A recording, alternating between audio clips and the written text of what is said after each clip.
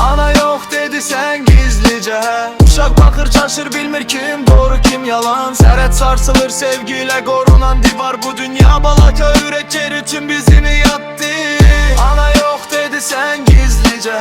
Uşak bakır çaşır bilmir kim doğru kim yalan. Seret sarsılır sevgiyle korunan divar. Bu dünya balaka üretker için bizi mi yattı?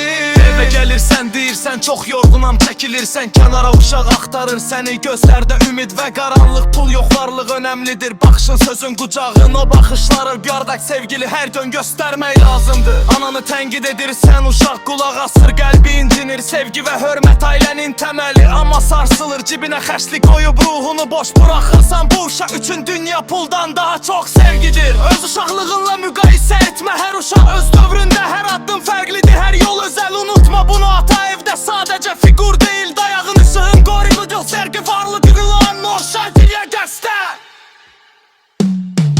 Ana yok dedi sen gizlice. Uşak bakır çaşır bilmir kim doğru kim yalan. Seret sarsılır sevgiyle korunan divar. Bu dünya balaka yürekler üçün bizi mi yattı? Ana yok dedi sen gizlice. Uşak bakır çaşır bilmir kim doğru kim yalan. Seret sarsılır sevgiyle korunan divar. Bu dünya balaka yürekler üçün bizi mi yattı?